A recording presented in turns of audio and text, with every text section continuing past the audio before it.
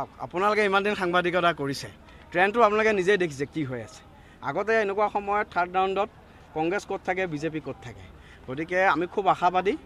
নিৰ্বাচনৰ গণতন্ত্ৰ এটা মূল উৎসৱ আৰু গণতান্ত্ৰিক ব্যৱস্থা এটা আমাৰ ভাৰতীয় যি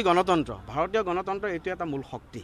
গতিকে গণতন্ত্ৰ এই উৎসৱত অংশগ্ৰহণ কৰিব পাই মই নিজে খুব সৌভাগ্যৱান অনুভৱ কৰিছোঁ আৰু খুব আত্মবিশ্বাসী আমি জিকিম হয় আপোনালোকৰ কি ইস্যু এবাৰ বিশেষকৈ উন্নয়ন সবকা সাথ সবকা বিকাশ সবকা বিশ্বাস সবকা প্ৰয়াস মাননীয় প্ৰধানমন্ত্ৰী নৰেন্দ্ৰ মোদী ডাঙৰীয়া আৰু মাননীয় মুখ্যমন্ত্ৰী ডক্টৰ হিমন্ত বিশ্ব শৰ্মা ডাঙৰীয়াৰ নেতৃত্বত আমাৰ চৰকাৰৰ যি উন্নয়নমুখী ৰাজনীতি যি সবকা সাথ সবকা বিকাশৰ ৰাজনীতি সেই ৰাজনীতি লৈ পেলাই আমি উন্নয়নৰ ইস্যু লৈ পেলাই আমি ৰাইজৰ মাজত গৈছিলোঁ মই চামগুৰি ৰাইজক মই প্ৰণাম জনাইছোঁ নিৰ্বাচনৰ এতিয়াও হয়তো 3টা ৰাউণ্ড গৈছে গতিকে এই 3টা ৰাউণ্ডত আমি যিমান ভাবিছিলোঁ তাতকৈ আমি বেছি ভাল ৰিজাল্ট এতিয়ালৈকে পাইছোঁ গতিকে ভগৱানৰ ওপৰত বাকী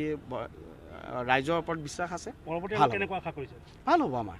ভাল হ'ব আপোনালোকে মই নিজেই কৈছোঁ মোতকৈ আপোনালোক বেছি অভিজ্ঞ আপোনালোক ইমান দিন আপোনালোকে সাংবাদিকতা কৰিছে মোতকৈ আপোনালোকৰ অভিজ্ঞতা বেছি যে এনেকুৱা ধৰণৰ ইলেকশ্যন ট্ৰেণ্ডৰ সময় গতিকে আপোনালোকৰ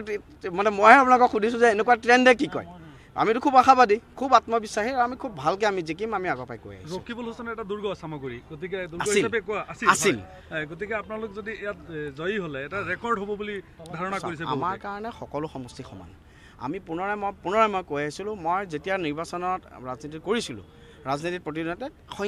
সংখ্যালঘু বুলি মই কেতিয়াও ভাবি পেলাই মই ৰাজনীতি কৰা নাছিলোঁ আমাৰ এটাই কথা সবকা সাথ সবকা বিকাশ justice to all appeasement to none এই নীতি লৈ পেলাই আমি মানুহৰ মাজত আগবাঢ়িছিলোঁ গতিকে চামগুৰিৰ ৰাইজক মই প্ৰণাম জনাইছোঁ তেওঁলোকে খুব গণতান্ত্ৰিক প্ৰক্ৰিয়া এটাত খুব গঠনমূলকভাৱে তেওঁলোকে অংশগ্ৰহণ কৰিছে আৰু এইটোৱে হৈছে গণতন্ত্ৰৰ শক্তি ধন্যবাদ জনাইছোঁ মই উত্থাপন কৰিছোঁ পাষ্ট টেন্স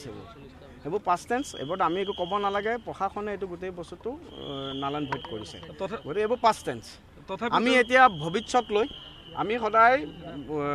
মানে অতীতৰ পৰা হেৰি কৰিব লাগে বৰ্তমানক লৈ আমি গৌৰৱ অনুভৱ কৰিব লাগে আৰু ভৱিষ্যতক লৈ আমি সদায় আশাবাদী চামগুৰিত লৈ ভূপেন বৰাই কৈছিলে যে আমি জিকিম কিন্তু দেৱব্ৰত শইকীয়াই কৈছে যে আমি এটা কথা মোৰ মনটো আৰু ভাল লাগি আছে এতিয়া মই যিমান দূৰ মহাৰাষ্ট্ৰ ঝাৰখণ্ডতো আমি খুব ভাল আমাৰ হৈছে অসমৰ 5টা উপনিৰ্বাচনতে আমাৰ খুব ভাল হৈ আহিছে তেওঁলোকে কি কয় সেইটো কথাতকৈ আমি কথা কৈছোঁ আমি কি কৈছোঁ আমাৰ ক্ৰেডিবিলিটি কি ৰাইজৰ আগত আমি কি লৈ পেলাই আমি আগবাঢ়িছোঁ গতিকে ৰাইজৰ আগত আমি যি ইছ্যু লৈ আগবাঢ়িছোঁ ৰাইজৰ আগত আমাৰ ক্ৰেডিবিলিটি কি এই ক্ৰেডিবিলিটি মানে এষ্টাব্লিছ হৈছে গতিকে পৰৱৰ্তী সময়ত কোনে কি কৈছে এইটো ডাঙৰ কথা নহয় আমি কি কৈছোঁ আমি ৰাইজৰ মাজত কেনেকৈ সোমাইছোঁ ৰাইজে আমাক কেনেকৈ আশীৰ্বাদ দিছে ৰাইজক লগত লৈ পেলাই আমি কেনেকৈ আগবাঢ়ি যাম সেইটোৱে মুখ্য ভোট গ্ৰহণত ৰেগিং হোৱাৰ যিটো অভিযোগ আছিলে প্ৰথমে কৈছিলে 16টা ভোট কেন্দ্ৰত ৰেগিং হৈছে পৰৱৰ্তী সময়ত 33টাত ৰেগিং হোৱা বুলি অভিযোগ দিছে লিখিতভাৱে গতিকে এই বিষয়টো কি ক'ব আপুনি চাওক হাৰিয়ানা নিৰ্বাচন যেতিয়া হৈছিল হাৰিয়ানা নিৰ্বাচনত ৰাতিপুৱা 10টা বজালৈকে তেওঁলোক আগবাঢ়ি আছে তেতিয়া লগে লগে বম ফুটাইছে জেলেপি অৰ্ডাৰ দিছে চব কৰিছে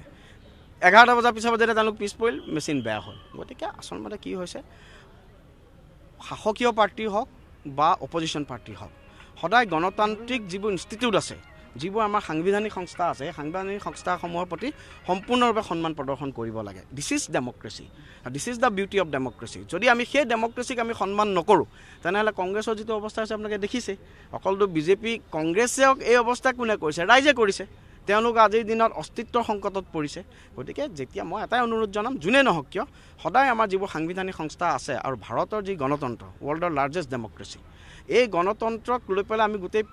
গৌৰৱ অনুভৱ কৰোঁ এজন ইণ্ডিয়ান ভাৰত কিহৰ কাৰণে আমাৰ সাংবিধানিক সংস্থাসমূহ সাংবিধানিকভাৱে খুব শক্তিশালী সাংবিধানিক সংস্থাৰ ওপৰত সদায় বিশ্বাস ৰাখিব লাগে সাংবিধানিক সংস্থাৰ ওপৰত আমাৰ সদায় অপৰিসীম বিশ্বাস আছে আৰু এই বিশ্বাস আমাৰ সদায় থাকিব